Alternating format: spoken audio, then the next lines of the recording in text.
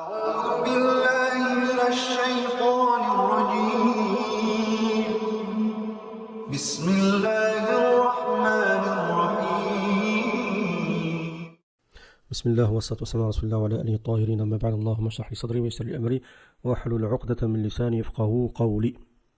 Donc étant donné que la vidéo elle a été vue quand même la dernière et malgré qu'elle remonte qu'à 2 jours, je me suis dit je vais en refaire une autre vu qu'il y a des gens qui sont intéressés donc sont motivés pour pouvoir suivre le fil historique de cette grande épopée du califat islamique durant les siècles. Donc avant de commencer l'histoire du Yazid ibn Muawiyah, je voulais quand même citer quelques trucs que j'ai oubliés qui sont quand même importants concernant Muawiyah. Donc il y a un hadith du prophète sallam qui parle de Hassan. Hassan, fils de Ali. Donc Ali a 2 enfants, vous le savez, Hassan et Hussein. Et Al-Hassan qui est mort en l'an 49, comme on l'a vu, juste avant l'intronisation de Yazid, fils de Muawiyah. On a dit, bon, on ne sait pas s'il a été assassiné par du poison, c'est par qui, ainsi de suite, c'est ambigu.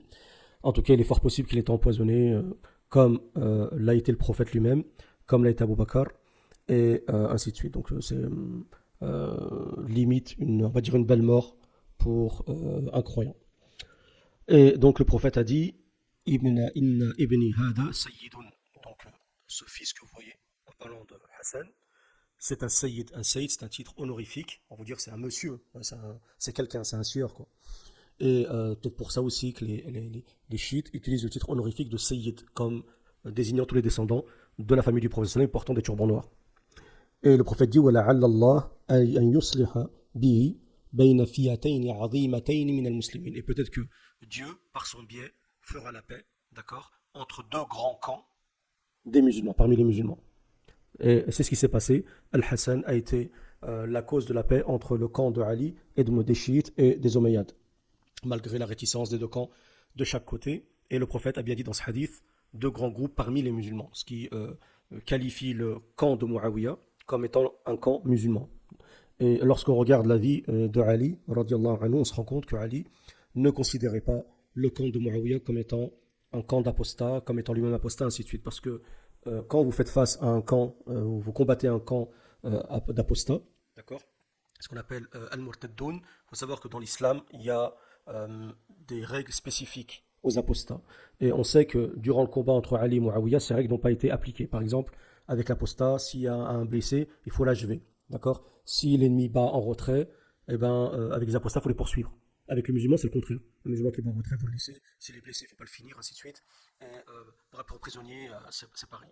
Donc, ces règles, par exemple, elles n'ont pas été appliquées avec le camp de Muawiyah. Ce qui fait que Ali considérait le camp de Muawiyah comme étant un camp de musulmans, certes, ce qu'on appelle des bourrats, étant des gens injustes, d'accord, des sortes de rebelles envers l'État, mais pas plus. Et c'est pour ça que le prophète, lorsqu'il s'est adressé à Ammar ibn Yasir, d'accord, qui était dans le camp de Ali ibn Abi Talib, il lui a dit Sataqtuluka al-fiyatul baghiya. Le groupe inique, d'iniquité ou inique, va t'assassiner. Donc le prophète a considéré le groupe de Muawiyah comme un groupe de bourrat. Et le bourrat, ça peut être un groupe de musulmans. D'accord. Par exemple, il peut y avoir un groupe de musulmans qui s'oppose à l'État, d'accord, qui peut être qualifié par certains de Khawarij, pas dans le sens dogmatique, mais dans le sens politique. Et, le fait qu'ils s'opposent à l'État ne fait pas obligatoirement d'eux des mécréants. Il faut faire attention à ça. C'est pour ça qu'il fera attention à la différence toujours entre l'apostasie politique et l'apostasie théologique religieuse. Ça, c'est important. Et le prophète dit par exemple ici, Ammar, yad'uhu min Allah. Ammar, donc le compagnon, fils d'Ibn Yasir, les appelle à Dieu, alors que eux, le camp de Muawiyah, les appelle à l'enfer. Yad'unahu ila an-nar.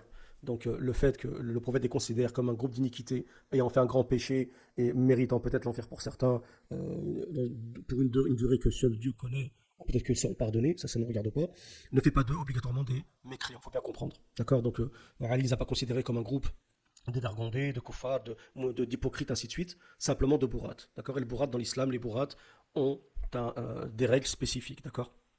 Voilà. Donc après, il y a les bourrats, vous pouvez avoir un groupe de bourrats qui sont khawarij, mais qui sont dans la mécréance, d'accord, ou qui flirtent avec la mécréance. On sait que, par exemple, certains savants, comme même Ahmed, considéraient les khawarij comme des kuffars, et des apostats, ainsi de suite. C'est pour ça que Ali ibn Abi Talib les a tous massacrés à Naharawan, à la bataille de Naharawan, en les considérant comme des apostats, d'accord. Il n'y a pas eu de pitié ni avec les blessés, ni rien du tout, il fallait les éradiquer, ainsi de suite. Et c'est pas donc Ali ne s'est pas comporté avec eux, avec les Khawarij al-Naharawan, comme il s'est comporté avec le camp de Muawiyah. Il faut savoir aussi que Ali était content que Muawiyah s'attaque aussi aux Khawarij, car les Omeyyades ont déclaré la guerre aux Khawarij. Donc ils avaient quand même un intérêt commun dans cette question-là. Donc là, on parle bien sûr de l'époque Omeyyade jusqu'à la mort de Muawiyah. Donc là, donc on ne va pas s'éterniser, puisqu'on a déjà parlé de Muawiyah, radiyallahu anhu. Euh, voilà. Donc passons maintenant à la vie de Yazid, fils de Muawiyah. Donc Yazid, c'est le fils de Muawiyah, Muawiyah, fils d'Abu Sufyan, on l'a vu, fils de Sakhr, fils de Harb, fils de Umayya, fils de Abd al-Shams.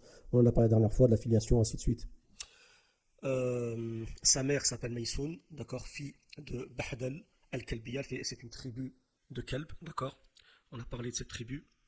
C'est une tribu qui se trouvait beaucoup au Shem, d'accord. C'est pour ça qu'aujourd'hui certains chiites comparent comment s'appelle certains à la tribu de Kelb, ou plutôt certains sunnites plutôt, excusez-moi, comparent tous les partisans chiites anti-Mahdi faisant partie de la tribu de Kelb, comme par exemple la famille d'Al-Assad en Syrie, d'accord. On dit qu'ils font partie de la tribu de Kelb, comme certains aussi dirigeants, car certains ont immigré du Shem vers les pays du Golfe.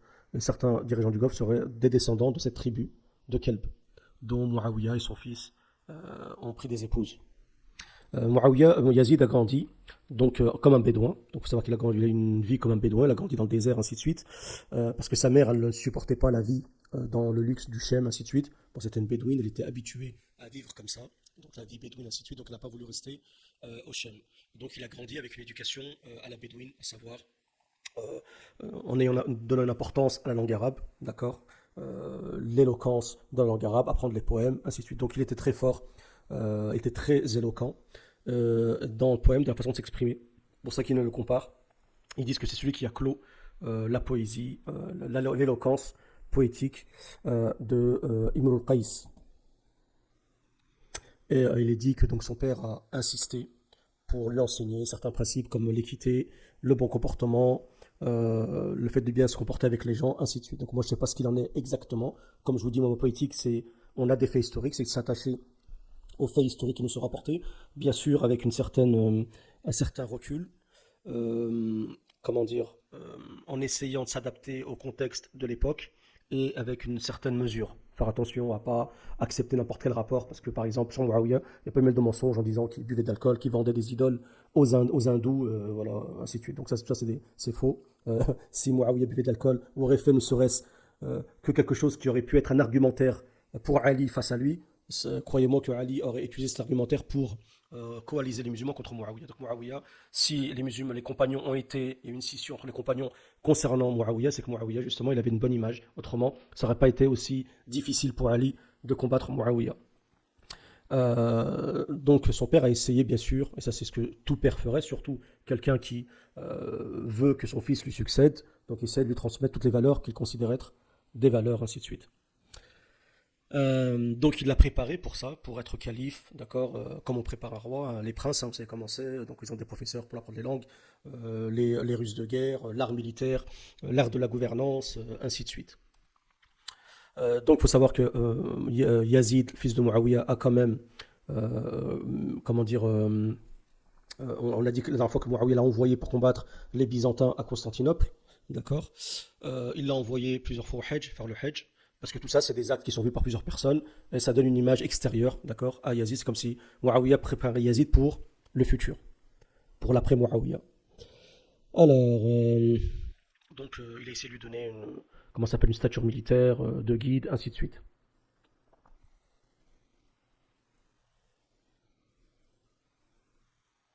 Donc Yazid, il aurait essayé d'appliquer les conseils de son père, c'est ce qu'il dit ici. D'accord, tout ce qui concerne donc la gouvernance, la politique, l'administration, ainsi de suite, marcher sur les mêmes pas que son père.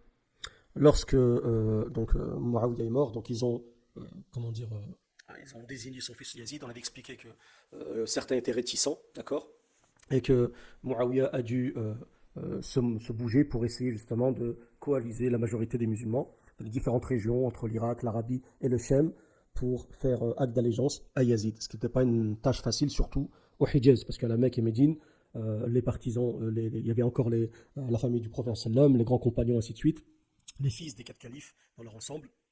Et donc ils étaient, comment ça s'appelle, à l'exception du fils de Uthman, la majorité était plus en faveur des descendants de Hashim qu'en faveur de, comment ça s'appelle, de Yazid, fils de Muawiyah. Donc parmi les gens du Hijaz qui n'ont pas voulu faire bay'a à Muawiyah, il y a eu le Hussein ibn Ali, hein, donc c'est le fils de Ali ibn Abi Talib, il y a Abdullah ibn Zubayr qui était le fils de Asma, qui est elle-même la fille d'Abu Bakr, donc c'est le petit-fils d'Abu Bakr. Il y a eu, comment s'appelle, Abdullah ibn Omar qui était le fils de Omar ibn al-Khattab. Il y a eu, comment s'appelle, Abdurrahman ibn Abi Bakr, donc le fils d'Abu Bakr, Abdurrahman, ainsi de suite. Donc ça c'est pas rien déjà que les fils des principaux compagnons qui étaient des califes bien guidés s'opposent à Yazid, c'est pas pour rien. Parce qu'eux-mêmes aussi étaient en droit peut-être aussi de réclamer le califat. Comme ils savaient que c'est comme s'il y avait une certaine, pas de concurrence, mais c'est comme si, par exemple, il y avait des enfants légitimes, de grands compagnons, qui se disaient pourquoi Yazid y prendrait le gouvernement, pourquoi c'est pas moi, pourquoi pas un tel, ou pourquoi peut-être que chaque fils de compagnon voyait dans un autre quelqu'un d'apte à prendre le califat à la place de Yazid, ce qui est tout à fait compréhensible quand on connaît la personnalité de Yazid. Donc Muawiyah, il a conseillé son fils Yazid, et il lui a dit, oh mon fils, donc comment ça s'appelle, je t'ai empêché ou je t'ai permis de ne pas te déplacer, de voyager, je t'ai tout préparé, je t'ai tout mis sur un plateau, d'accord, j'ai plié tous tes ennemis envers toi, j'ai fait que tous les Arabes se plient leur cou devant toi, et j'ai comment ça s'appelle, coalisé plein de personnes autour de toi, mais j'ai peur pour toi que quelques personnes essayent de comment ça s'appelle, d'être indifférents avec toi vis-à-vis de la gouvernance. Et parmi ceux-là, 4 personnes parmi les Quraysh. Donc là, c'est Muawiyah qui parle. Et Muawiyah lui cite Al-Hussein ibn Ali, Abdullah ibn Omar, Abdullah ibn Zubayr et Abdurrahman ibn Abu Bakr. C'est ce qu'on vient de citer. Muawiyah lui dit. Donc Muawiyah déjà conseille son fils Yazid, mais regardez les paroles qu'il va utiliser. Vous allez voir que Muawiyah, c'est vraiment un stratège, vraiment quelqu'un qui réfléchit. Bon, on peut considérer ça comme quelque chose de machiavélique, mais la politique est machiavélique. Donc il lui dit Abdullah ibn Omar, farajulun qad waqadathu al-ibada. Donc il dit que Abdullah ibn Omar, c'est quelqu'un qui est submergé par les actes de servitude, hein, surtout le suivi scrupuleux de la sunna. Et s'il ne reste que lui, il te fera allégeance. Tandis que Al-Hussein ibn Ali, les gens de l'Irak, comment s'appelle, ne le laisseront pas jusqu'à ce qu'il sorte. Donc ça veut dire jusqu'à qu'il sorte contre toi. Al-Khuruj, c'est le fait de se révolter contre le calife en place. C'est pour ça qu'on dit Al-Khawarij, ceux qui font Al-Khuruj. فَإِنْ خَرَجَ عَلَيْكَ فَظَفَرْتَ بِهِ فَاصْفَحْ عَنْهُ. S'il sort contre toi et que tu as le pouvoir sur lui, que tu as la victoire sur lui, فَاصْفَحْ عَنْهُ. فَاصْفَحْ عَنْهُ, c'est-à-dire pardonne-lui. Laisse-le, ne le tue pas. فَإِنَّ لَهُ رَحِمًا مَاسًّا. Donc il a, comment s'appelle, il y a un lien familial très puissant qui est lié aux Hachimites, c'est pas rien, le prophète, la descendance même du prophète, le sang du prophète. وَحَقًّا عَظِيمًا. Il a aussi un grand droit, qui est le droit de Ahl Bayt à la gouvernance.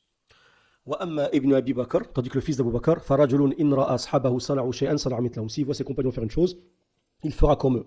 لَيْسَ لَهُ هِمَّةٌ. Il n'y a rien qui lui intéresse, si ce n'est les femmes et l'amusement. وَأَمَّا الَّذِي يَجْثُمُ لَكَ جُثُومَ الْأَسَدِ.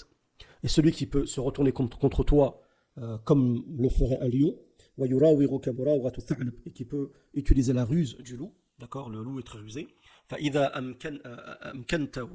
أَمْكَنَتْهُ فُرْصَةٌ وَثَبَ. S'il avait une force contre toi, eh bien, il se ruerait dessus. فَذَاكَ ibn Zubayr. On parle de Ibn Zubayr. Et voilà ce que va lui dire Muawiyah. فَإِنْ هُوَ فَعَلَهَا بِكَ. S'il fait ça à ton encontre, فَقَدَرْتَ عَلَيْكَ. Tu as le pouvoir sur lui. فَقَطِّعْهُ إِرَبًا إِرَبًا. Donc découpe-le morceau par morceau. Donc vous voyez, d'une part on voit la stratégie de Muawiyah sur l'intelligence, sur le plan politique, sachant qui combattre, qui négocier avec lui, qui faire quoi, comment. Hein, ça c'est la sagesse, mais elle n'est pas toujours, c'est pas toujours la bonne sagesse. D'accord, c'est pour le pouvoir. Mais en même temps, on voit aussi sa dureté et le fait qu'il peut être sans pitié quand il s'agit du pouvoir, lorsqu'il dit si tu as le pouvoir sur lui, n'hésite pas à le découper en morceaux. Iraban, Iraban, parce que Abdullah ibn Zubayr, c'est un grand combattant. Abdullah ibn Zubayr, c'est quelqu'un qui était capable de découper une personne en deux avec une épée, qui était capable de s'attaquer une armée à lui tout seul, et très connu par rapport à ça. Et je crois que c'est le premier enfant qui est né lors de la Hijra à Médine. Donc voilà, donc là ça nous donne quand même un peu une idée de l'époque, de la dissension qu'il y avait entre certains compagnons, alors que le reste, bon voilà, les gens, c'est pas de leur intérêt, on le voit aujourd'hui, hein, beaucoup de personnes se disent, bon, ça sert à se prendre la tête contre tel et tel gouverneur, ça emmène que des problèmes, c'est la prison, c'est la guerre, ainsi de suite. Donc la majorité des gens se plient au gouverneur en place, surtout un gouverneur qui se met en place par la puissance, qu'on appelle Ash-Shawka, d'accord. C'est pour ça que les savants disent qu'il faut se plier au gouverneur musulman qui s'impose par la force, pour éviter justement qu'il y ait, si on s'oppose à lui, qu'il y ait des massacres, ainsi de suite. Euh,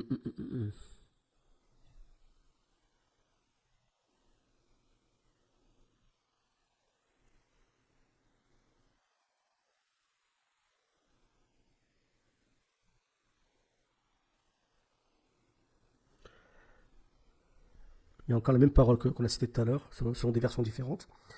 Alors, donc il dit Amal Hussein ibn Ali فإنه رجل خفيف. Khafif, c'est celui qui est un peu vif. Khafif, c'est quelqu'un de vif, c'est un peu impulsif, il peut réagir comme ça dans l'instant. Et il dit que j'espère qu'Allah te protégera de lui et de ceux qui ont, comment ça s'appelle, par le biais de ceux qui ont tué son père et qui ont, comment ça s'appelle, Wakhadala Akha, et qui ont été traîtres envers, comment ça s'appelle, son frère. Donc il parle des gens de l'Irak, d'accord. Parce que si Al-Hussein combat Muawiyah, ce sera par le biais des gens de l'Irak. Les gens de l'Irak étaient connus déjà à l'époque pour être des gens sur qui on ne peut pas compter, d'accord. Des gens qui sont traîtres dans leur comportement. Et, ça a été le cas car ils ont délaissé Ali, radiallahu anhu, à plusieurs reprises, on l'a vu. Ils ont délaissé Al-Hassan. Hassan avait vu, lui avait calculé, lorsqu'il a vu que les gens de l'Irak allaient le délaisser, que c'était de la relation, on avait vu que sur le plan stratégique c'était pas assez puissant, il a décidé de ne pas combattre Muawiyah, il a agi intelligemment. Et Al-Hussein, on verra le choix qu'il a fait et pourquoi. Al-Hussein, lui, a décidé, de toute façon on y viendra par la suite, mais les gens de l'Irak ont donc trahi déjà son père et son frère. Donc Yazid donc, est devenu calife, d'accord. Donc il est dit ici qu'il n'a pas délaissé ses plaisirs personnels. Bon, il est dit beaucoup de choses sur Yazid, qui buvait de l'alcool, qui aimait bien les femmes, ainsi de suite. Donc tout ce qui est turpitude, ainsi de suite. Donc moi je pense que c'est pas impossible. Wallahu a'lam. Mais bon, il faut vérifier les traditions. Moi ça m'intéresse pas, attention, ce truc-là. On a assez il y a assez de faits comme ça d'événements factuels qui suffit au-delà du fait de savoir s'il boit de l'alcool ou pas. Donc, on va venir au plus grand événement qui s'est passé durant le califat de Yazid, c'est ce qu'on appelle Kerbela. Donc, Kerbela, c'est la terre du Bala, d'accord, la terre de l'épreuve, parce qu'elle a touché le petit-fils du prophète. On sait l'importance que donnent les chiites à la terre de Kerbela, à la date de Kerbela, parce que c'est là où Hussein a été assassiné, et ils se fouettent jusqu'à aujourd'hui en se disant, si nous étions avec toi, on va te défendre, quoi. Voilà, on t'aura défendu jusqu'à la mort. Or, on va le voir, les gens de l'Irak ont délaissé. Al-Hussein s'est retrouvé tout seul. Et pas qu'Al-Hussein, on verra aussi. Parce que Al-Hussein est le personnage central, mais c'est pas le seul qui a été tué parmi les familles du prophète sallam dans cette histoire. Donc, Muawiyah a eu affaire à trois grandes affaires durant son califat. La première, c'est le fait que Hussein Ali, comment s'appelle, s'est retourné contre lui, a essayé de se révolter contre lui et rassembler les gens de Koufa contre lui, contre la gouvernance omeyyade. Ensuite, il y a eu le fait que les gens de Médine se sont révoltés contre Yazid, d'accord. Et la troisième chose, c'est la révolte de Ibn Zubayr à la Mecque. Donc nous maintenant, on va voir que le premier cas dans cette vidéo, à savoir l'histoire de Kerbela, comment ça s'est déroulé.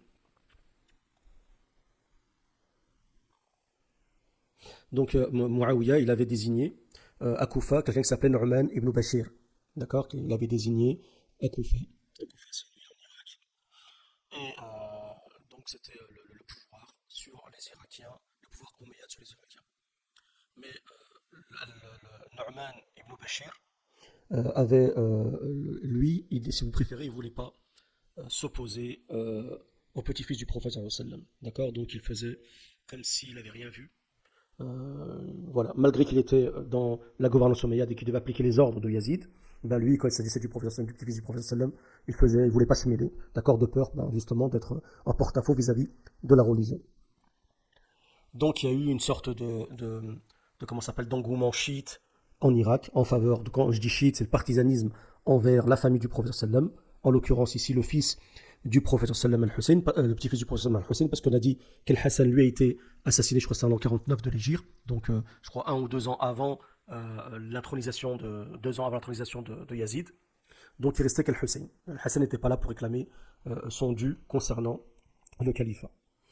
Et peut-être que le fait que c'est Hassan qui a été assassiné, non pas Hussein par du poison, peut-être parce que Al-Hassan était peut-être le plus dangereux, peut-être la personne le plus intelligente pour récupérer le califat de la famille du prophète après la mort de Muawiyah. Peut-être c'est pour ça qu'il a été lui empoisonné, non pas Al-Hussein, wallahu a'lam. Et je crois que Al-Hassan était plus âgé, c'était l'aîné, on appelait le droit d'aînesse, était plus aîné de 2 ans avec Al-Hussein, alors c'était ce qu'on appelle des faux jumeaux. Ils se ressemblaient. Et donc, il y a eu un engouement chiite sous le commandement de Sulayman ibn Sird al-Khouza'i. D'accord, donc c'est lui qui était à la tête du mouvement chiite secret. D'accord, ça se faisait en douce en Irak. Et ils ont voulu que Al-Hussein soit donc à la tête de cette révolution contre Yazid. Et ils ont décidé donc de le pousser à lui faire allégeance et de le mettre en avant pour créer une armée et aller tout simplement destituer Yazid, fils de Muawiyah. Donc ils ont décidé d'enlever Yazid, d'accord, et de mettre fin à ce système donc d'hérédité, du fait que le calife désigne son fils et ainsi de suite, et qu'on soit dans un système califal héréditaire.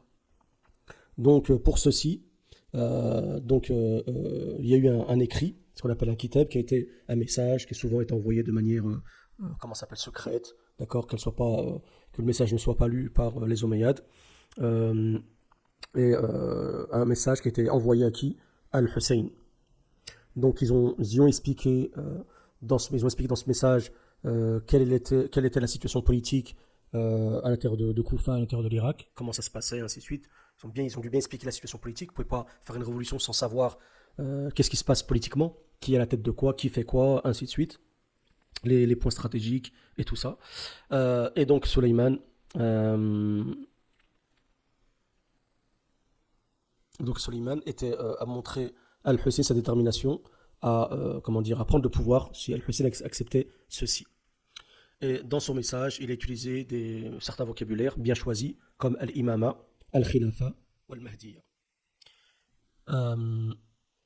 Et ça, il est dit ici que ça montre la tournure dogmatique que va prendre la société de Koufa, la société koufite, à cette époque-là. D'accord, donc cette idée déjà d'imama, on parle de la famille du prophète, de Mahdiya, de Khalifa, ainsi de suite.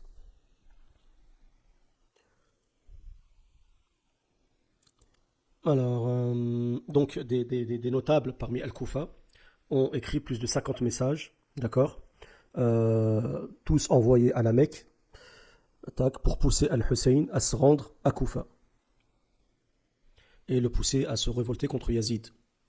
Et Al-Hussein, en fait, a hésité. D'accord, au début, il a hésité, car il était loin de la politique. Peut-être que ça ne l'intéressait pas. Surtout depuis la mort de son père Ali, radiallahu anhu. Mais il a quand même, à l'intérieur de lui, il avait quand même ce sentiment de se dire, je suis quand même méritant du califat.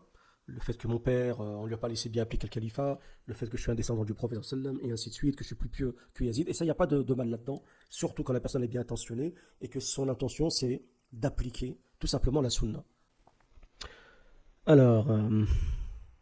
Donc Al-Hussein était dans le doute, il ne savait pas s'il devait aller faire cette révolution ou pas, mais il y avait toujours des messages, on lui envoie des messages pour le motiver, pour lui expliquer la situation, pour lui dire oui c'est bon, c'est le moment, il faut vite bouger, il faut vite faire ça, ainsi de suite. Alors, donc Al-Ali s'est réfugié chez lui, il a fait ce qu'on appelle l'artikaf, quand vous isolez tout le monde pour prendre une décision. Donc il a commencé à bien mûrement réfléchir à la décision difficile qu'il allait prendre, d'accord, à savoir le fait de s'opposer à Yazid, c'était pas une chose facile, parce que Yazid, c'était le grand émir à cette époque, c'est lui qui avait le grand pouvoir, c'était comme si un petit groupe, ils allaient s'opposer à un État, surtout si on parle de logistique militaire, c'est très très difficile, voire impossible. Donc il savait très bien aussi, Al-Hussein, que le fait de rester comme ça à la Mecque, sans avoir porté allégeance à Yazid, parce qu'il ne comptait pas lui faire allégeance, ça n'allait pas durer. Yazid, il ne serait jamais contenté du fait que des gens soient comme ça, aient une position neutre, sans lui porter allégeance, sans qu'il aille s'attaquer à eux, les obliger à lui porter allégeance. Ça, c'est vraiment la mentalité de Yazid et des despotes en général. parce qu'il va se dire, si je les pousse pas, si les gens voient qu'il y a des gens neutres, eh ben, les gens vont se dire qu'ils ont le choix de ne pas porter allégeance, et ça va m'affaiblir. Voilà. Bon, ça, c'est un calcul purement politique et stratégique. Alors, donc il a commencé à étudier la question. Et ça, c'est important de souligner ici, c'est que peut-être, moi c'est ce que je pensais à l'époque, et je pense que j'ai tort, c'est qu'en fait, Al-Hussein, il n'a pas, contrairement à ce qu'on peut penser, Al-Hussein, il n'a pas pris une décision comme ça, de manière impulsive, et une décision comme ça suicidaire. D'accord. Donc je vais laisser ça pour la fin. Et je pense plutôt que voilà, Hussein, il savait où il allait, il savait ce qu'il risquait, mais voilà, c'est un choix en plus que je peux comprendre. Des fois, quand vous êtes face à une situation qui est désespérée, d'accord, vous vous dites peut-être que la seule solution à tout ça, c'est peut-être le martyr. Peut-être que la solution, elle n'est pas sur terre, peut-être qu'elle est divine, et peut-être que se donner en martyr est peut-être la solution à, comment ça s'appelle, à régler une partie du problème. Donc c'est peut-être comme ça qu'a pensé Al-Hussein, mais on en parlera plus en détail tout à l'heure. Donc Al-Hussein a commencé à pencher, à réfléchir, il s'est dit voilà, vu la conjoncture politique en Irak, peut-être que c'est le moment, et voilà. Donc qu'est-ce qu'il a fait? Il a envoyé son cousin germain, le fils de son oncle, qui s'appelle Aqil, qui était le frère de Ali ibn Abi Talib, Aqil ibn Abi Talib. Donc là, on est bien dans la famille du prophète, là on est vraiment dans les descendants d'Abu Talib, d'accord? Et Aqil, qui était peut-être quelqu'un peut-être au niveau de son âge, qui était peut-être du même âge que lui, comme vous voyez la coïncidence qu'on trouve avec Ibn Abbas et Muawiyah, on la retrouve peut-être aussi avec comment s'appelle, Muslim ibn Aqil et Al-Hussein. Donc Muslim ibn Aqil était le fils, était le cousin germain de Ali. Donc il a envoyé à la Mecque, à Koufa, et lui c'était quelqu'un de très courageux, pieux, ainsi de suite. Muslim ibn Aqil, retenez ce nom, Muslim ibn Aqil, parce que on focalise sur le Hussein, mais en fait il n'y a pas eu qu'un Hussein.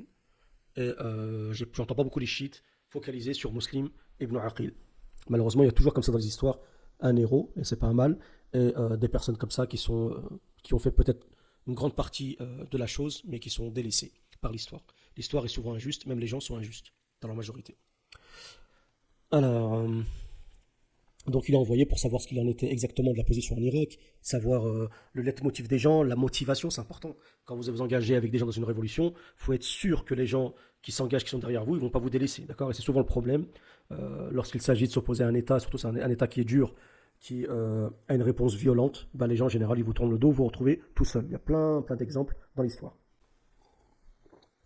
C'est pour ça qu'il faut faire attention, il faut se méfier des engouements populaires, de cette sorte d'enthousiasme populaire, il ne faut pas se faire avoir. Moi, c'est important que j'ai compris ça.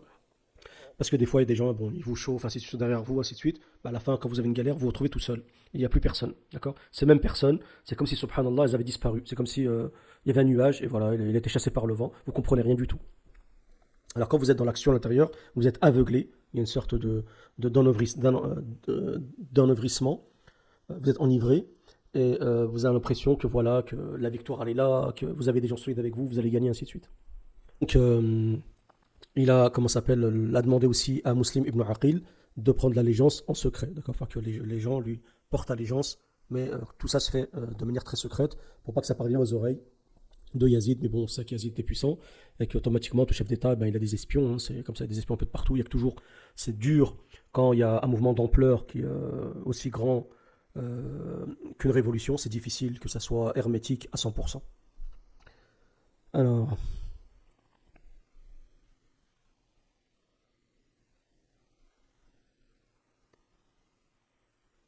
donc Muslim comment s'appelle, Ibn Aqil, donc il s'est rendu, comment s'appelle, à Koufa. Il a été accueilli là-bas, d'accord, donc il s'est rendu là-bas en 60 de l'Hégire. Donc les gens l'ont accueilli avec beaucoup d'enthousiasme, surtout comment s'appelle, les chiites, on va dire les partisans de Bani Hashim, ce qu'on appelle qui étaient les chiites tout simplement.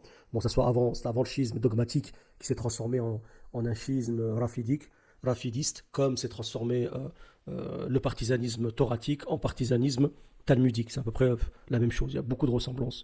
On en a parlé à plusieurs reprises. Vous regardez mes vidéos sur les chiites, ainsi de suite. Donc 12 000 ont prêté allégeance, d'accord. On dit qu'ils étaient là pour défendre Hussein bêtes et ongles. Et il y en a qui disent qu'ils étaient 18 000, d'accord, et qu'ils étaient motivés, chauds pour défendre Al-Hussein. Donc ils l'ont encouragé pour continuer. et comment ça s'appelle, pour aller s'engager et faire la bataille contre Yazid. Nu'man ibn Bashir, qui était le wali de l'époque, lui savait ce qui se passait, d'accord? Il a fait comme si il était au courant de rien, et il ne s'est pas opposé à Nu'man ibn Bashir. Bon, certains lui en veulent, disent que c'est une erreur, parce qu'ils disent que si Nu'man ibn Bashir aurait, comment dire, se serait opposé au début de la révolution, avant qu'elle commence, Al-Hussein n'aurait jamais été assassiné. D'accord? Il y a de fortes possibilités, même si bon, ça ne veut rien dire, parce que si Al-Hussein n'aura pas fait cette révolution, peut-être qu'il aura fait la révolution après ou d'une autre manière. Donc pour moi, je ne pense pas qu'il faut en vouloir à Nu'man ibn Bashir. Au contraire, moi personnellement, je trouve que ça a son honneur. Parce qu'il s'est dit, voilà, moi je suis sur les ordres de Yazid, mais c'est pas pour autant que je vais m'opposer au petit-fils du prophète. Donc pour moi, c'est à tout son honneur. Donc il a fait comme s'il était pas au courant de tout ce qui se tramait à Koufa.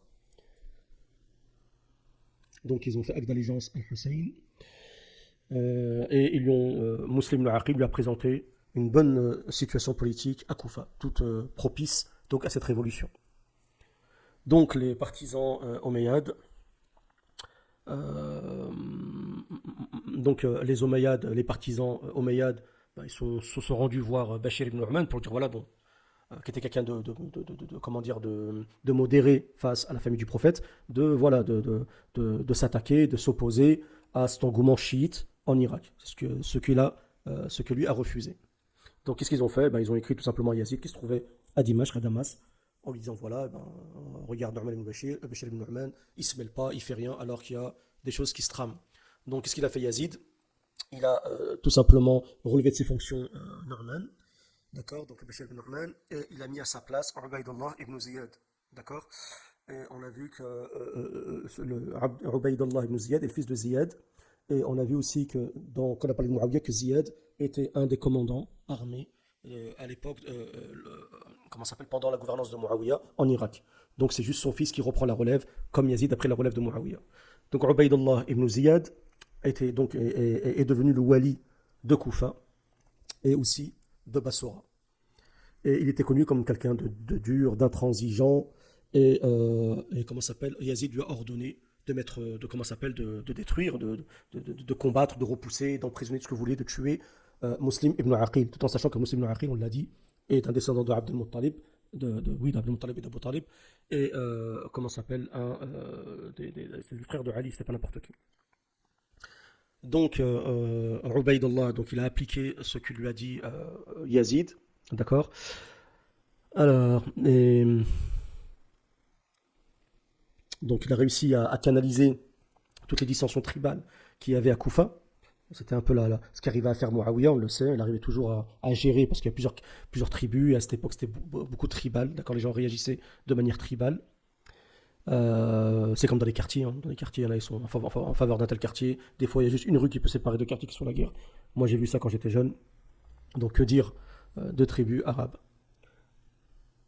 Donc il a commencé à rechercher Muslim al-Aqil, ainsi de suite, lui faire la chasse.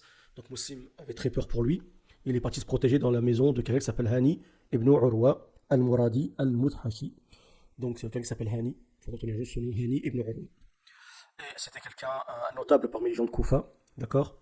Et c'était quelqu'un qui était pro-chiite et dont les partisans d'Ali se rendaient chez lui. Et Muslim, Muslim prenait donc l'allégeance de tous les chiites qui se rendaient chez lui en faveur de Ali. Et ils faisaient des pactes, hein. Donc ils faisaient des pactes pour renforcer cet engagement qu'ils ont pris envers Al-Hussein. C'était pas comme ça, les gens s'engageaient. Je sais pas de quelle manière, comment se faisait ce pacte. Est-ce que c'était par la salutation en serrant la main? Est-ce que c'était par sous une petite cicatrice? Je sais pas, mais voilà, il fallait montrer sa détermination. Et donc Ubaydullah ibn Ziyad a su, à travers ses espions, que Muslim se trouvait dans la maison de Hani ibn Urwa.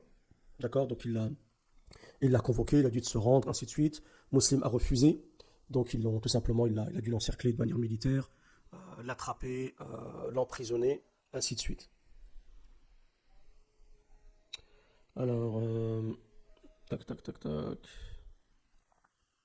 Donc Ubaydullah ibn Ziyad, il a mis un peu des soldats un peu de partout aux alentours de Koufa pour, voilà, une sorte de barrage militaire pour savoir tout ce qui se passe, tout ce qui sort et tout ce qui rentre. Donc ça veut dire que l'administration omeyyade savait très bien qu'est-ce qui se tramait D'accord? Donc ça veut dire qu'ils avaient déjà une avance. Parce que quand vous savez, une révolution, c'est censé être, pour qu'elle fonctionne, une révolution, elle doit être secrète à 100%. Si elle se sait, il y a forte probabilité qu'elle échoue. D'accord? Et vous allez comprendre lorsqu'on va aborder les Abbassides par la suite. وكانت على بينة بمغادرة الحسين الحجاز. Et donc ils savaient les Omeyyades que Al-Hussein comptait se rendre à Koufa. Donc ça ils ont une avance, quoi. Ils n'allaient pas rester stoïques, hein, c'est tout à fait logique. Et en plus c'est eux qui étaient les plus puissants et qui avaient la plus grande logistique. Donc qu'est-ce qui s'est passé? Attendez. Donc en fait ce qui s'est passé c'est que Ubaydullah a emprisonné, il n'a pas emprisonné Muslim. Je me suis trompé tout à l'heure, il a emprisonné Hani. Hani, celui qui a accueilli Muslim ibn Aqil. D'accord? Donc, Muslim, quand il a su que Hani a été emprisonné, donc celui qui l'avait accueilli, il a convoqué tous les chiites, d'accord, les partisans, lorsqu'ils se sont tous réunis auprès de lui, ils se sont rendus vers le Qasr al-Imara, vers le palais de Yazid, d'accord, donc le palais de Ubaydullah, pas de Yazid, mais de Ubaydullah ibn Ziyad. Et donc Ubaydullah ibn Ziyad, donc il a envoyé de ses troupes et il les a menacés. C'est-à-dire, partez d'ici, dégagez, ou je vous combats, ou je fais la misère, ainsi de suite. À mon avis, il était dur, donc il avait des moyens de persuasion.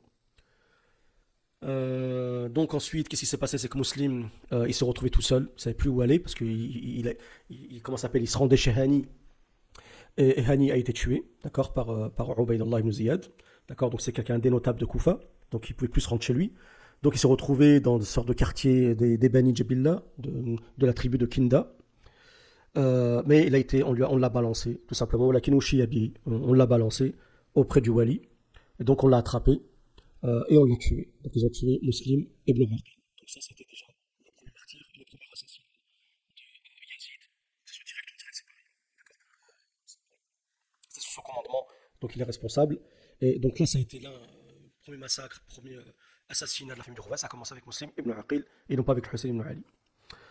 Et Yazid, apparemment, ça l'a pas dérangé, il a accepté cet acte.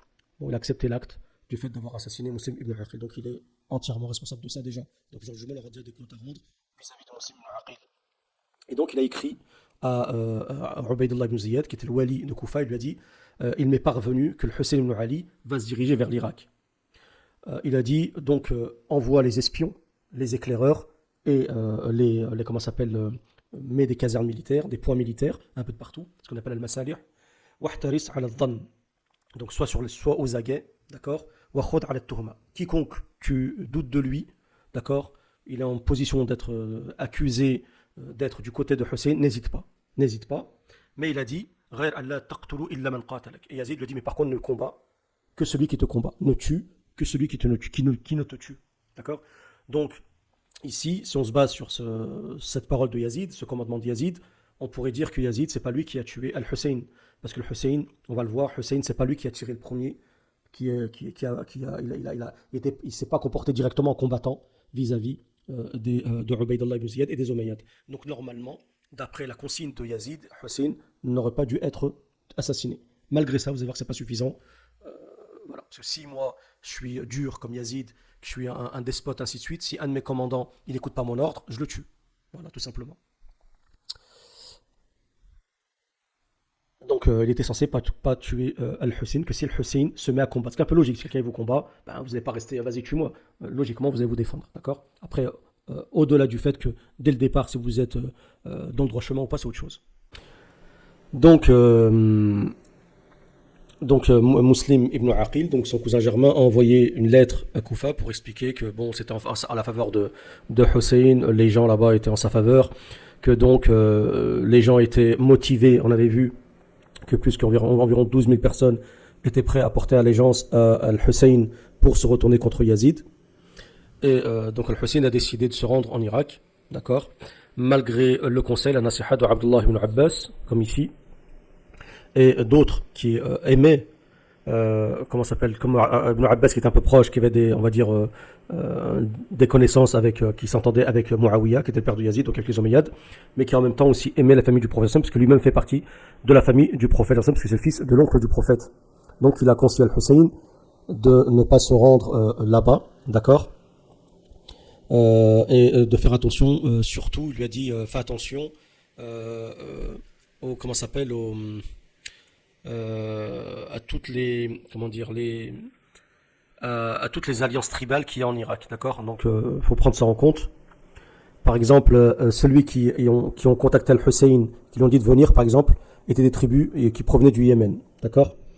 Il faut rajouter aussi le fait que les tribus qui se trouvaient en Irak étaient connues, comme je vous dis, pour être des tribus traîtres, dans le sens où ils pouvaient être avec vous, faire un pacte avec vous et puis revenir sur leur engagement sans aucun problème. Et il y a eu déjà des sawabir, il y a déjà eu des sortes de cas qui se sont déjà déroulés juste avant ça.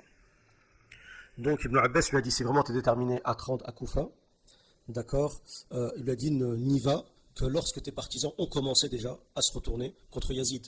Parce qu'en fait c'est logique, c'est intelligent ce qu'il lui a dit Ibn Abbas, si eux ils sont déterminés à défendre et à se mettre du côté d'Al-Hussein, eh ben, ils n'auront aucun problème déjà à commencer la révolution, d'accord?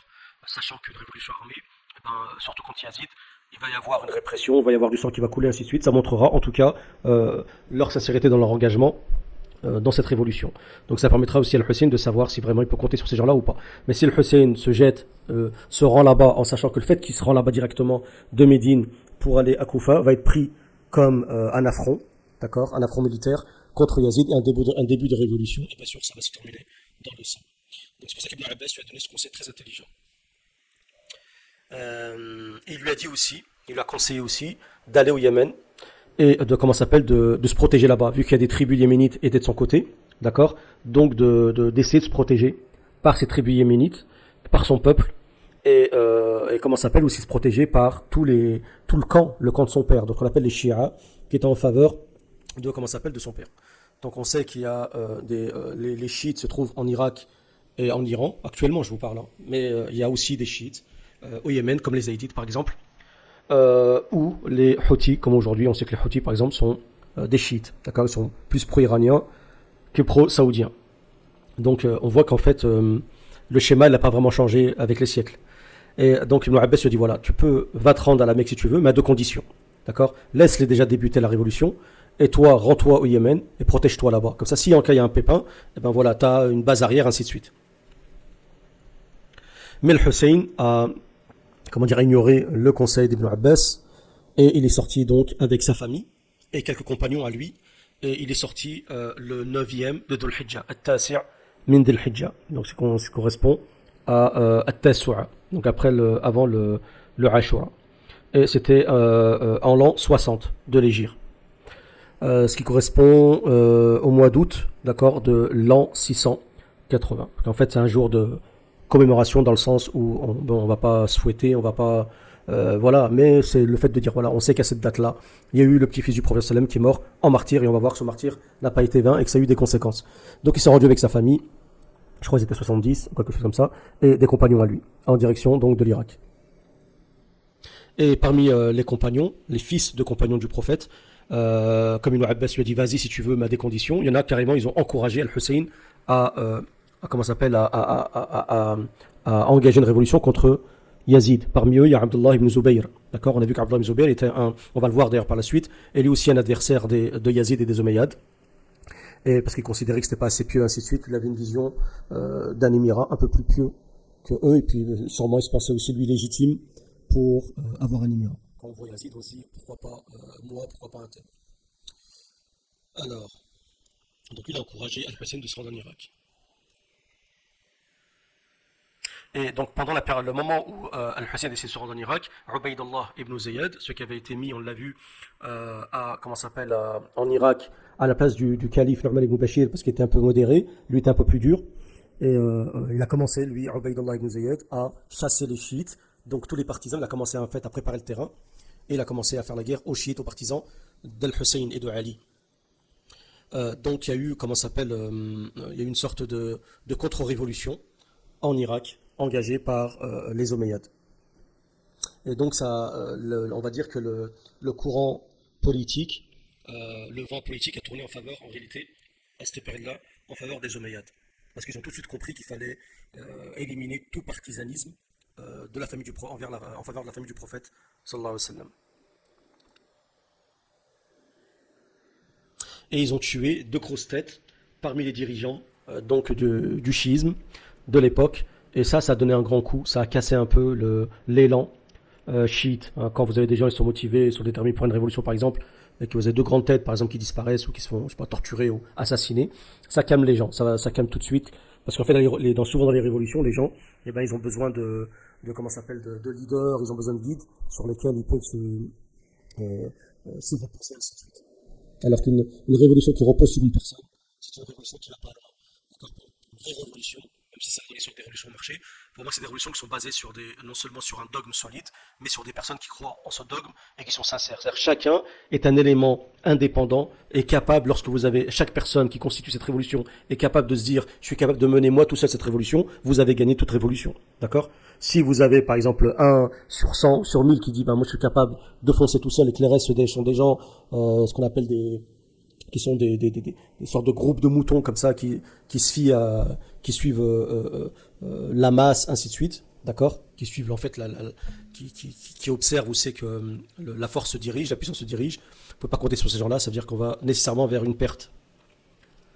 Alors, et Muslim, donc Ibn Aqil, il a réussi à convaincre celui qui l'a emprisonné, qui s'appelle Mohammed ibn al-Ash'ath, d'accord, et il a réussi à le persuader d'envoyer un message donc Al-Hussein en l'indiquant donc tout ce qui se passait et qu'en fait le terrain n'était pas vraiment fertile pour lui et que c'était pas vraiment le moment, d'accord. Donc il lui a envoyé un message pour lui prévenir de ce qui se passe, qu'il y a des têtes qui sont tombées, que les Omeyyades commencent à s'attaquer aux chiites, aux partisans d'Al-Hussein, ainsi de suite. Et Al-Hussein, a reçu ce message, d'accord. Mais malgré qu'il a reçu ce message, d'accord, qui apparemment été envoyé, je crois, par le biais des ordures, il l'a quand même, il s'est entêté en fait. Il a pas pris compte de ce message. Il a ni pris compte de la nasiha d'Abdullah ibn Abbas, et à mon avis aussi ni de la nasiha. Là, je crois, il en parle pas l'auteur, mais on sait qu'Al-Hassan aussi, bien avant ça, pas à ce moment-là, mais des années avant, Al-Hassan étant mort en l'an, je crois, 49, il avait quand même conseillé Al-Hussein de ne pas rentrer dans une guerre contre Yazid, et que ça allait se retourner contre lui, et qu'il allait se retrouver tout seul, ainsi de suite. Il a reçu aussi un conseil, une nasiha, comme on dit, d'un des chefs, d'accord, qui s'appelle Ubaydallah, et il s'appelle Al-Hur ibn Yazid Al-Riyahi. Donc lui aussi, c'était quelqu'un c'était une tête, une sorte de chef, et qui lui avait conseillé la même chose, de ne pas y aller, c'était pas le moment, ainsi de suite.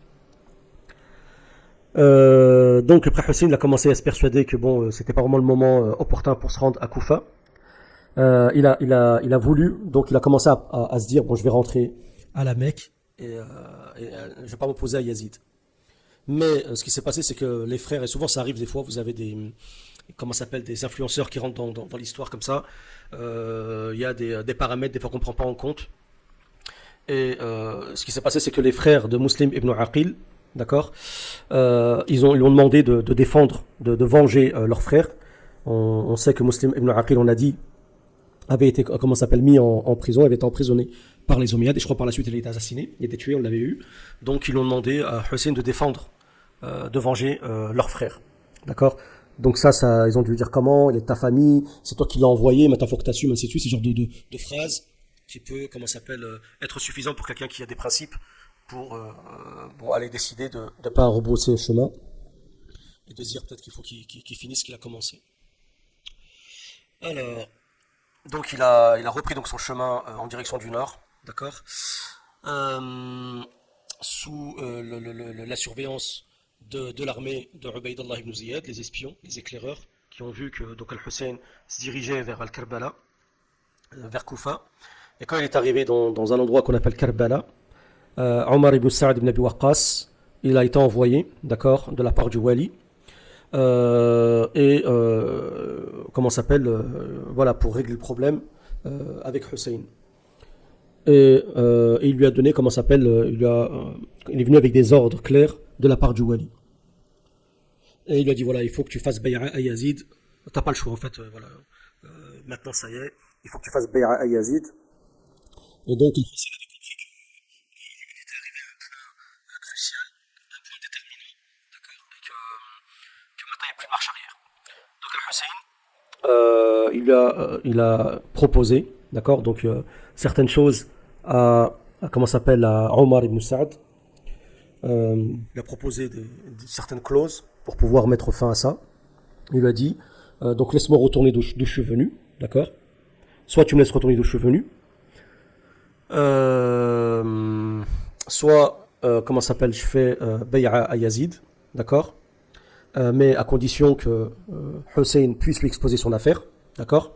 Et ensuite c'est Yazid qui voit, ou soit qu'il lui laisse aller dans un endroit où il y a ce qu'on appelle la thurur, qui sont des endroits où il y a, comment ça s'appelle, des fronts, c'est des sortes de fronts ouverts pour protéger des points stratégiques concernant la Ummah d'une manière générale. Par exemple, dans le Shem, il y avait ce qu'on appelle des thurur. Il y en a dans le Shem, il y en a un peu de partout. C'est des points stratégiques où il y a un risque que l'ennemi puisse s'attaquer par exemple à l'État islamique, ainsi de suite.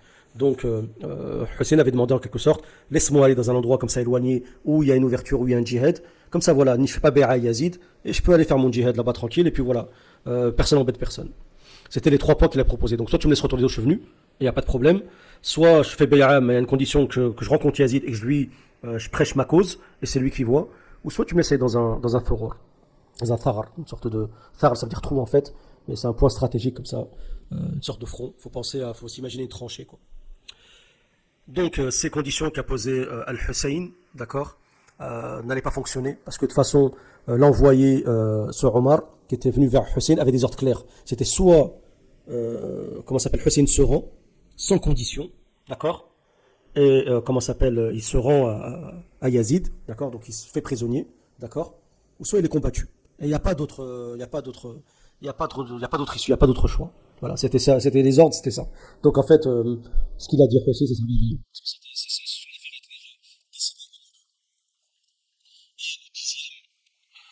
Le dixième donc, jour du mois de Muharram, d'accord, donc là je me suis trompé, c'est en l'an 61 de l'Hégire, d'accord, et c'est ce qui est arrivé, donc ce à quoi on s'attendait. Donc il y a eu une bataille qui n'était pas une bataille juste, en fait, hein, elle n'était pas équitable, parce que Hussein était seul, peut-être mal armé par rapport à l'armée de Yazid, et Al-Hussein donc a été tué par le biais de Shamr ibn Udhi al-Jawshan, qu'Allah le maudisse, même son nom déjà, ça sent pas bon. Son nom déjà, il est, voilà, des fois il y a des noms, on avait déjà expliqué que les noms pourraient avoir une incidence sur la personnalité, mais là c'est trop. Shamr ibn Di al-Jawshan, hein, ça fait beaucoup de, voilà, ça fait beaucoup de, on sent que c'est incohérent et ça sent, voilà, ça sent l'embrouille, quoi.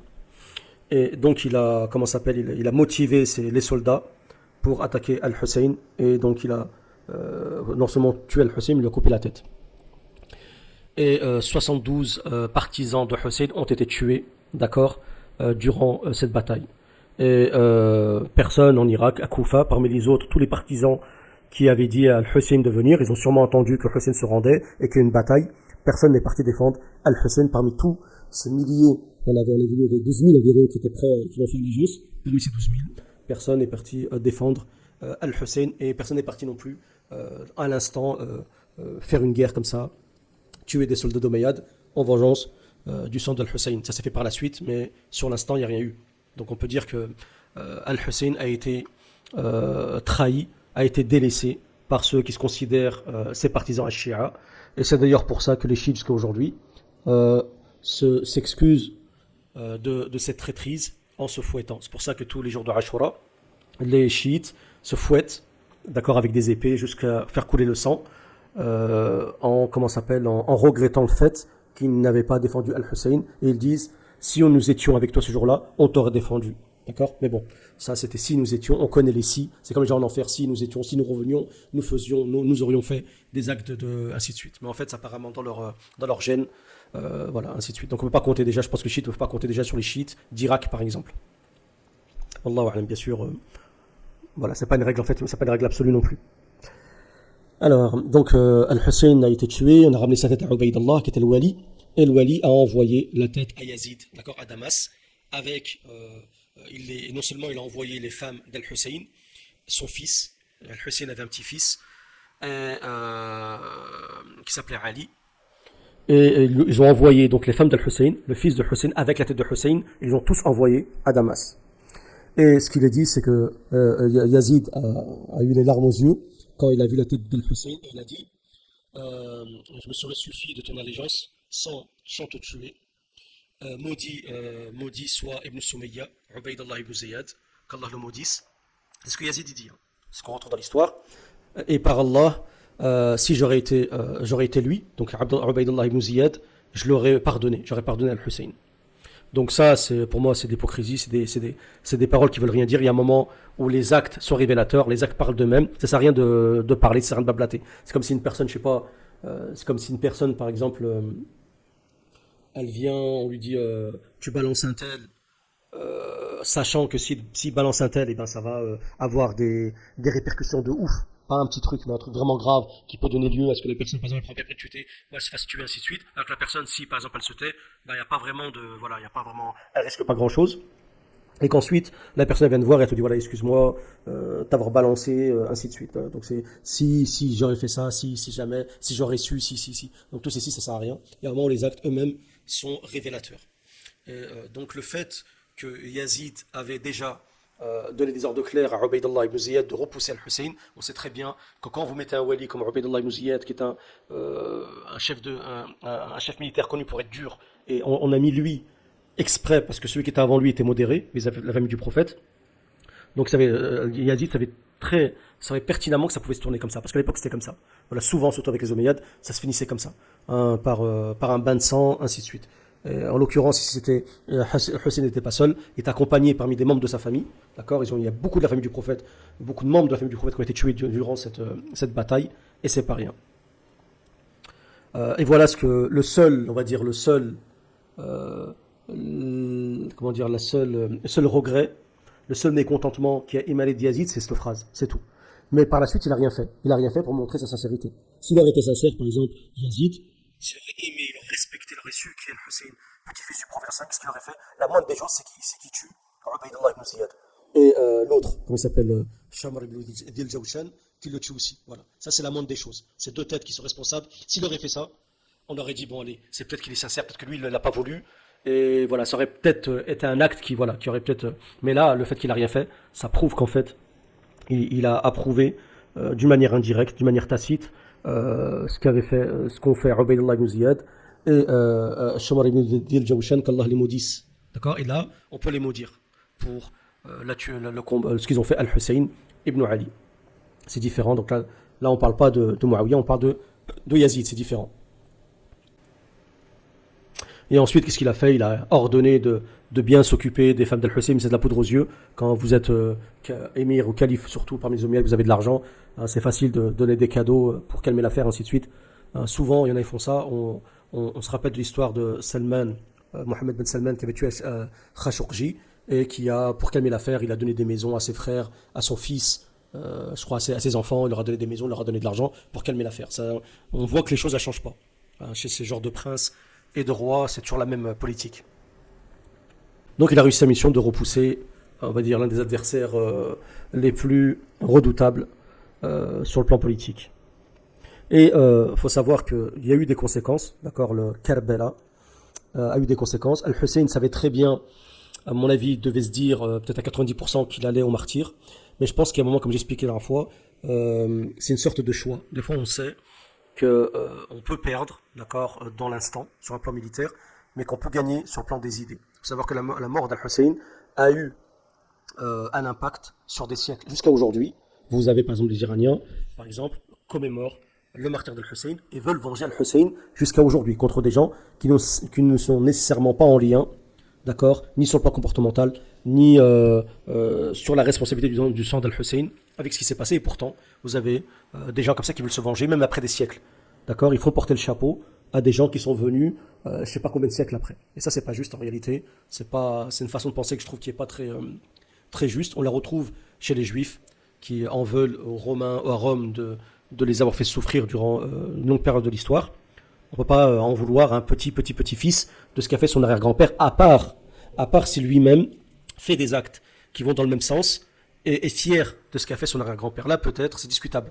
Mais quelqu'un qui n'a rien à voir comme ça, tu dis, toi, t'es petit-fils d'un tel, donc tu verras, tu vas payer. Non, ça, c'est pas logique. C'est pour ça qu'il y a beaucoup de textes qu'on retrouve qui dit que le Mahdi des chiites, quand il aura son pouvoir, il va faire couler le sang chez les Hachimites, les Omeyyades, les Bani Omeyyades, mais aussi chez les Quraysh, ainsi de suite. D'accord?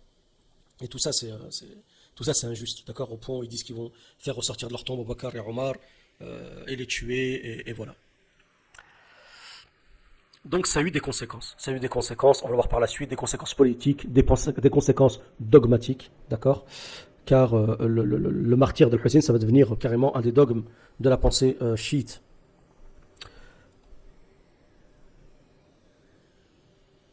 Donc certaines figures parmi les compagnons, les fils de compagnons, ont utilisé le martyr d'Al-Hussein comme étant un leitmotiv, étant un porte-étendard pour se venger à nouveau des Omeyyades. D'accord? Parmi eux, Abdullah ibn Zubayr, d'autres, celui qu'on appelle Al-Mukhtar ibn Abi Ubayd al-Thaqafi, on en a parlé dans une autre vidéo, quand on a dit que c'est lui qui a vengé, comment s'appelle Al-Hussein, il est parti faire la chasse à tous ceux qui étaient mêlés dans le martyr d'Al-Hussein.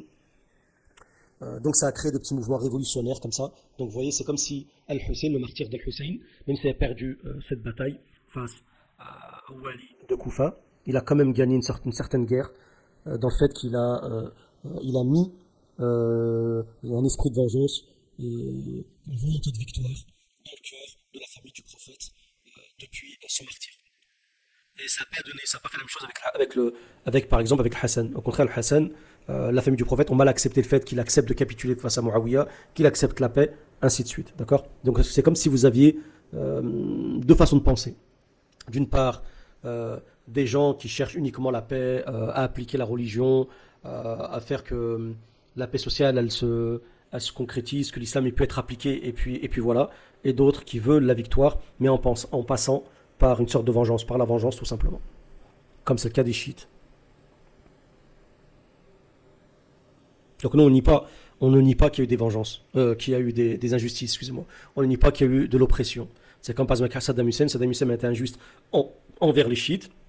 Quand Saddam Hussein a été tué, qu'est-ce qu'ont fait les chiites? Déjà, ils sont vengés de lui parce que c'est eux qui l'ont pendu, mais aussi ils sont vengés en torturant des milliers de sunnites, d'accord, avec des tortures de ouf.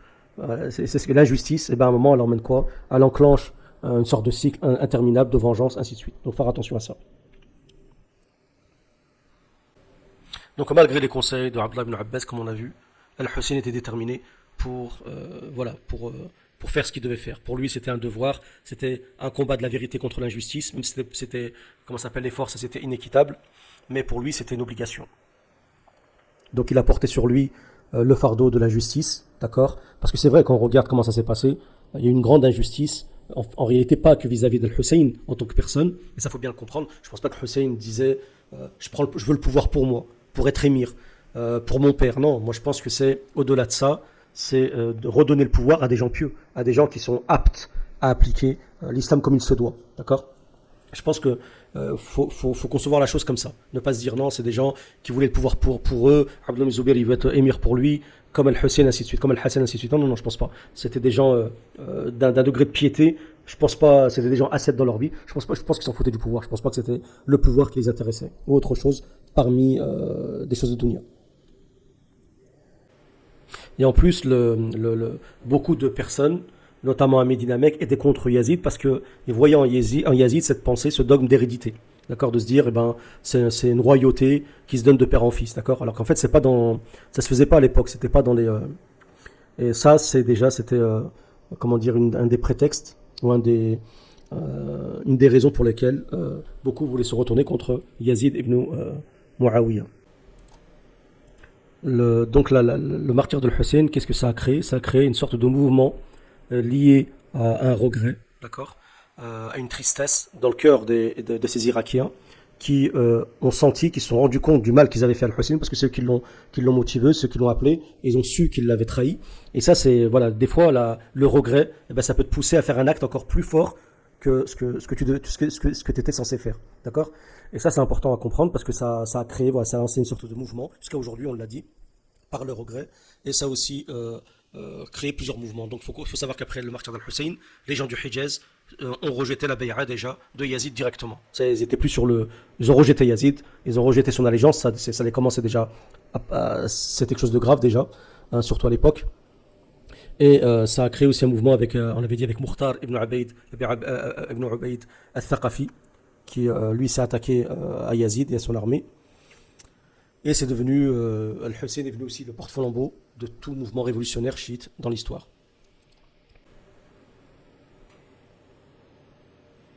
Mais il est dit que Al-Hussein, quand même, quand il s'est rendu compte que bon, les forces étaient inéquitables et qu'il avait pratiquement perdu, vous vous rappelez qu'Al-Hussein, parce que vous vous rappelez que le conseil de Yazid, c'était quoi? C'est vous ne tuez quelqu'un de la famille du prophète ou ces révolutionnaires que s'il vous tue. D'accord? On l'avait vu que c'était la consigne de Yazid, vous vous rappelez en amont. Donc Al-Hussein, c'est pas non plus quelqu'un de suicidaire. Quand il a vu que bon, c'était perdu, ainsi de suite, il a quand même proposé vous vous rappelez des clauses. Il voulait régler le problème sans effusion de sang.